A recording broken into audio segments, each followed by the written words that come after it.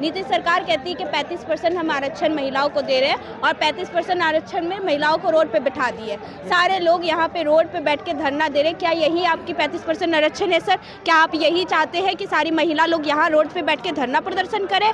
आपको नहीं लगता है कि आपको हमारी बातें सुन लेनी चाहिए? हम लोग अपनी मांगों को लेकर यहाँ पे बैठे हुए हैं कि सामलों का जो सेवा है वो 60 साल के लिए नियमित कर दिया जाए। हम लोगों का मुख्य मांग है। और दूसरी मांग ये है कि हम लोग को समान काम के लिए समान वेतन दीजिए, क्योंकि हम लोग सेम काम करते हैं। सर्वे ऐसा काम है जिसमें लोगों का सर फूटता है। जमीनी विवाद में बहुत सारे लोग जो है जिनमें खून खराबा होता है, हम वो सब मुद्दाओं को सुलझाते हैं। और आज हम ही कर्मियों का सर फूट रहा है, हम ही सारे कर्मियों का जो है सर फोड़ा जा रहा है। तो आप जब हम लोगों का सर फोड़िएगा तो बाकी लोगों को जागरूक कैसे कीजिएगा? सारे लोग जितने भी बैठे हैं सर्वे के वाले, जितने गांव गराज के लोग हैं, उन लोगों को हम प्रॉब्लम सॉल्व करते हैं और ये हमारी बातें नहीं सुन रही है। क्या ये सरकार सही कर रही है? क्या आप आरक्षण के नाम पे हम लोगों पे अत्याचार नहीं कर रही है? ये संविदा नाम जो है वो सरकार बेकार रखी है, क्योंकि संविदा नहीं, ये श्राप है। अगर सुन लेती तो इतने सारे 1000 लड़की लोग हैं हम लोग इस विभाग में। 1000 लड़की लोग को आपने बेघर कर दिया है, उनके पेट पे लात मारी है, उनके घर का जितने भी है फाइनेंशियल कंडीशन ठीक नहीं है, फिर भी आपने इस तरह का हाल किया है युवाओं पे। तो आप कैसे कह सकते हैं कि बेटी बचा रहे और बेटी पढ़ा रहे? बेटी बचा और पढ़ा के या क्या रोड पे बिठवाना है? इससे अच्छा बेटी ना बचाइए और ना पढ़ाइए, क्या कर लेंगे? आप सरकार का कह रहा है, सारे बीजेपी और कांग्रेस जितने भी पार्टी के लोग हैं, उन लोग कहते हैं कि बेटी बचाइए और बेटी पढ़ाइए। बेटी बचाना और पढ़ाना के साथ साथ रोजगार भी दीजिए सर। आप बचाओ पढ़ा तो जरूर रहे, पढ़ाने के बाद रोजगार भी तो देना आप ही का काम है ना, कि वो किसी और का काम है। ये 2 स्लोगन के साथ आप एक स्लोगन और भी जोड़ दीजिए कि बेटी बचाइए, बेटी पढ़ाइए और रोजगार लीजिए। प्रधानमंत्री मोदी तो बोले थे कि हर साल 2 करोड़ युवाओं को रोजगार दूंगा। हाँ, वो 2 करोड़ युवाओं को रोजगार देती है, उसमें से 10,000 लोगों को निकाल देती है, फिर 10,000 लोगों को, फिर उसी वैकेंसी में 10,000 लोगों को वापस लेती है। खेल चल रहा है, ये एक तरह का सिस्टम है जो कि खेल में बदल चुका है कि एक तरफ हम रोजगार से निकाल रहे हैं, दूसरी तरफ बहाल कर रहे हैं, फिर निकाल रहे हैं, फिर बहाल। अभी भी विभाग कह रही है कि हम आप सभी को निकाल दिए हैं, हम बहाली कर देंगे। आप इतने युवाओं का भविष्य डुबा के उसके बाद अब नए युवाओं का भविष्य डुबाना चाहते हैं, नया बहाली करके फिर उनका भी तो भविष्य डूबेगा ही ना। आप लोग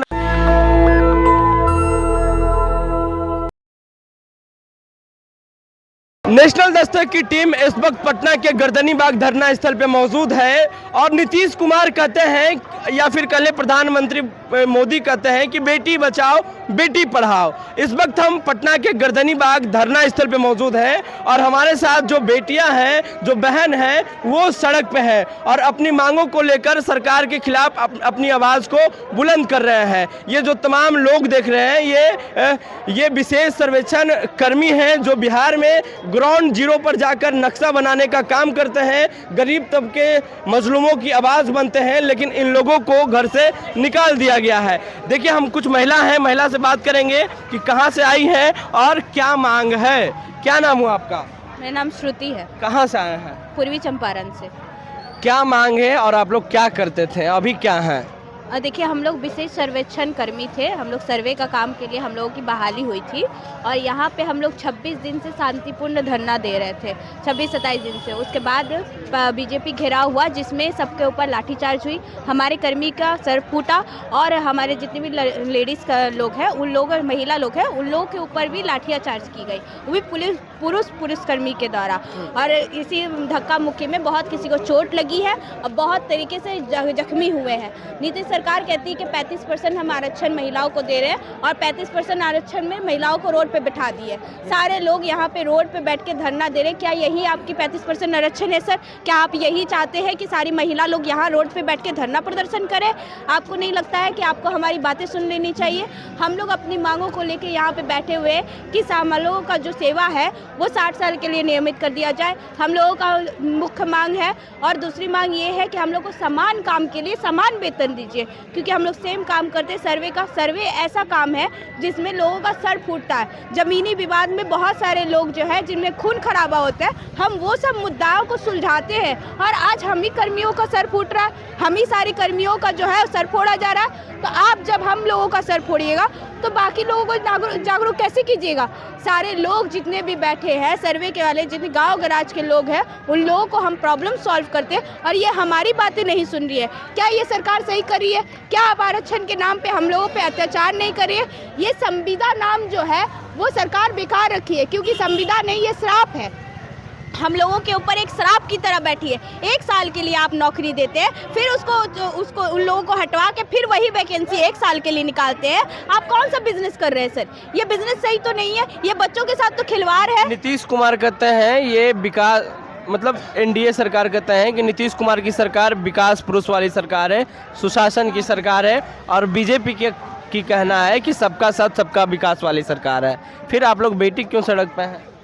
ये उन लोगों ने हमारी मांगे नहीं मानी है, इसीलिए तो हम लोग सड़क पे हैं। और जो बात वो कहते हैं कि विकास की सरकार है, कल जब बीजेपी घेराव किए थे तो क्यों भाग गए थे सर? आपको तो हमारी बातें सुननी चाहिए थी, आपको तो तब आना चाहिए था हम लोगों से वार्ता करने के लिए कि बच्चे क्यों परेशान हैं। उनका ये दायित्व है कि नहीं कि बिहार के बच्चे क्यों परेशान हैं, हम उनसे एक बार बात करें क्या दिक्कत है। एक बच्चे परेशान नहीं ना, यहाँ हज़ारों 7,000 लोग जो है वो कर्मी परेशान है, तो उनका ये दायित्व बनता है। और 2 महीने बाद ही इलेक्शन आने वाली है, उनको ये भी चिंता करनी चाहिए कि इलेक्शन आने वाली है और हम इस तरह से बच्चों को पीड़ित कर रहे हैं, उनके माँ बाप पे क्या बीतेगी? माँ बाप भी हमारे जो है वो देख रहे हैं कि बाल बच्चे जो बेटियां हैं वो रोड पे बैठी है। क्या उनको अच्छा लगेगा कि इतने मेहनत करके उन लोगों ने हम लोगों को पढ़ाया और यहाँ रोड पे बैठाने के लिए पढ़ाया? इससे अच्छा नहीं बेटी बचाइए, मार दीजिए बेटियों को, क्यों रखे? पैदा करना ही नहीं। आक्रोशित क्यों हैं आप? क्यों ना आक्रोशित हो सर? हमारे एक कर्मी का सर फोड़ दिया गया मार के, उनको 27 टाके पड़ी है, सारे 27 के 27 टाके पड़ी है। आप बताइए, कोई भी कर्मी जो है वो खून बहाने के लिए यहाँ थोड़ी आए हैं? हम आतंकवादी है? हम तो यहाँ अपनी बातों को सरकार से शांतिपूर्ण से मांग रहे थे, लेकिन वो सुनना नहीं चाहते हैं। सर से बस इतनी सी गुजारिश है कि सर अगर आप कहीं भी है, अगर देख रहे हैं तो बस हमारी मांगों को पूरी कर दीजिए, हम बच्चों को हमारे काम पे वापस जाने दीजिए और हम लोग शांतिपूर्वक अपना काम करना चाहते हैं। हम ये सब नहीं चाहते कि ये सब चीज़ें हो। की ज्वाइनिंग किस आधार पे हुई थी? हम लोगों की ज्वाइनिंग जो हुई थी, हम लोग का एग्ज़ाम बेसिस पे हुआ था। जितने भी लिपिक, कानूनगो और सर्वे अमीन है, इन लोगों का ASO का पद पे बहाली हुआ था एग्ज़ाम बेसिस पे। एग्ज़ाम के बाद मेरिट आया, उसके बाद डॉक्यूमेंट्स वेरिफिकेशन हुआ, फुल प्रोसेस फॉलो करके हम लोग यहाँ तक पहुँचे हैं। जो BTSC के लोग एग्जाम क्वालिफाइड किया? हाँ बिल्कुल, हम लोग एग्जाम क्वालिफाइड, इंटरव्यू भी दिए थे, अन्य हम लोग का ये डॉक्यूमेंट्स वेरिफिकेशन हुआ था, ये सब सारी चीज़ें हुई थी। BTSC के लोग जितने भी हैं उन लोगों को डिग्री बेसिस पे परमानेंट ले लिए, JEE का पद दे दिए, और हम लोग एग्जाम दे के आए हैं, हम परमानेंट होने लायक नहीं है। आप कोलकाता में देख लीजिए, कोलकाता के सर्वे कर्मियों को परमानेंट कर दिया गया, बाकी और भी बहुत सारे जगह का, गुजरात के सर्वे कर्मी को परमानेंट कर दिया गया। तो फिर हमें क्यों नहीं कर सकते सर आप? हमारे बिहार में ही क्यों ऐसा नियम है? ये तो यहाँ के लोगों को सोचना चाहिए कि हम अगर आपको इतने सालों से सेवा दे रहे हैं, हम लोग इतने सालों से आपके लिए मेहनत करें, तो आपका फर्ज बनता है कि आप हमारे लिए काम करें या हमारे लिए कुछ अच्छा सोचें, हमारे भविष्य के लिए जो सोचें। जो लोग उम्र से ज़्यादा हो चुके हैं, जो पढ़ने लायक अभी पढ़ लिख के आगे का नहीं कर पाएंगे, अभी एक मेंटल पीस होता है लोगों का कि एक एज के बाद लोगों की पढ़ाई लिखाई नहीं हो पाती है, वो क्या करेंगे? ठेला चलाएंगे। अब एक अंतिम सवाल है आपसे, अब क्या चाहते हैं आप लोग? देखिए, हमारी 5 सूत्री जो मांग है वो पूरा कीजिए, और साथ ही साथ जितने कर्मियों को आपने एक कलम में टर्मिनेट किया है, एक कलम में वापस लीजिए। हम साथ आए हैं और साथ जाएंगे। चलिए, देखिए और भी जो महिला हैं वो भी बैठी हुई हैं, उनसे भी बात करेंगे। आपका क्या नाम हुआ? हम स्पेशल सर जी हाँ, हम स्पेशल सर्वे कर्मचारी हैं हम सभी लोग, और हम यहाँ अपने 5 सूत्री मांगों को लेके आए हैं। हाँ, क्या मांग है आपकी 5 सूत्री मांग? हमारी मांगे हैं कि सबसे पहले हमको परमानेंट किया जाए, हमें JEE के समान वेतन दिया जाए, सम्मान दिया जाए, और हमें JEE के समान सम्मान दिया जाए, और हमारे EPF जो कट रहा है उसमें सरकार का भी कुछ अंशमान हो। अच्छा, अगर सरकार आपकी बात नहीं मानी तो क्या करेंगे? बिहार में चुनाव भी नज़दीक है। अगर सरकार हमारी बात नहीं मानती है जब तक, तब तक हम यहीं बैठे रहेंगे और हम अपने अभिभावक से अनुरोध करेंगे, उनसे भी। जो हमारे पेरेंट्स हैं वो तो इस दर्द को समझ रहे हैं, और जो हमारे पेरेंट्स नहीं हैं, हमें देख रहे हैं, समझ रहे हैं, उनके भी बच्चे हैं। हम उनसे अनुरोध करेंगे कि अगर जब तक आपकी बेटियां गर्दनी बाग में बैठी हैं, तब तक आप लोग भी इस चीज़ को, इस दर्द को समझिए। और जैसे हम लोगों का नहीं सुना जा रहा है, आप भी किसी भी नेता जो भी आपके यहाँ जा रहे हैं उनकी नहीं सुनिए। उनसे यही सभी गार्जियन से यही रिक्वेस्ट है कि उनसे यही कहिए कि जब तक हमारी बेटियां गर्दनी बाग में रहेंगी, हमारे गांव में सबकी एंट्री बंद है। अच्छा, ये एक और सवाल है। नीतीश कुमार कहते हैं, मोदी जी कहते हैं, जो इस देश के प्रधानमंत्री हैं और आपके प्रदेश के मुख्यमंत्री हैं, इनका एक नारा है कि बेटी बचाओ बेटी पढ़ाओ। तो आज वही बेटियां रोड पे हैं, सड़क पे हैं अपनी हक को लेकर। तो क्या बिहार में बेटियों का आवाज़ सुना नहीं जा रहा है? हम लोग क्या कहेंगे इस पे? देखिए, बेटियों की बात अगर सुनी जाती तो 30 दिन तक मुझे नहीं लगता है कि हम लोग यहाँ धरना में बैठना पड़ता। अगर बेटियों की बात सच में सरकार अगर सुन लेती तो इतने सारे 1000 लड़की लोग हैं हम लोग इस विभाग में, 1000 लड़की लोग को आपने बेघर कर दिया है, उनके पेट पे लात मारी है, उनके घर का जितने भी है फाइनेंशियल कंडीशन ठीक नहीं है, फिर भी आपने इस तरह का हाल किया है युवाओं पे। तो आप कैसे कह सकते हैं कि बेटी बचा रहे और बेटी पढ़ा रहे? बेटी बचाओ पढ़ा के या क्या रोड पे बिठवाना है? इससे अच्छा बेटी ना बचाइए और ना पढ़ाइए, क्या कर लेंगे आप? सरकार का कह रहा है, सारे बीजेपी और कांग्रेस जितने भी पार्टी के लोग हैं, उन लोग कहते हैं कि बेटी बचाइए और बेटी पढ़ाइए।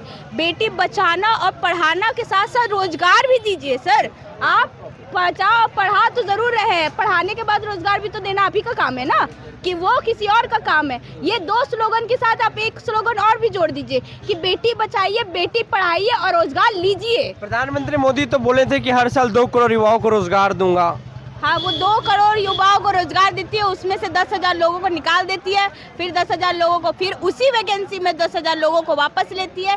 खेल चल रहा है, ये एक तरह का सिस्टम है जो कि खेल में बदल चुका है कि एक तरफ हम रोजगार से निकाल रहे हैं, दूसरी तरफ बहाल कर रहे हैं, फिर निकाल रहे हैं, फिर बहाल। अभी भी विभाग कह रही है कि हम आप सभी को निकाल दिए हैं, हम बहाली कर देंगे। आप इतने युवाओं का भविष्य डुबा के उसके बाद अब नए युवाओं का भविष्य डुबाना चाहते हैं, नया बहाली करके फिर उनका भी तो भविष्य डूबेगा ही ना। आप लोग नाराज हैं क्या? इस नाराज है सर, बहुत नाराज है हम, क्योंकि हम लोग चाहते हैं, सरकार से विनती कर दिए, हम लोग हर जगह हाथ पैर जोड़ने में कमी नहीं छोड़े हैं, हर वो दरवाजा खटखटाए हैं जहां से हम लोगों को कोई उम्मीद, कोई होप, किसी तरह का आशा नजर आया, लेकिन सरकार तक हमारी बातें पहुंच नहीं रही है। नीतीश सरकार को सर से यही कहना चाहते हैं कि सर प्लीज़ हम लोगों की बातें सुन लीजिए, हम लोगों की मांगों को पूरा कर दीजिए। हम लोग नाजायज़ मांगे बिल्कुल नहीं मांग रहे, हमारी जायज़ मांगे हैं जो कि जिसके लिए हम लोग धरना प्रदर्शन पे बैठे हैं। प्लीज़ हमारी मांगों को पूरा कीजिए। आपका क्या नाम हुआ?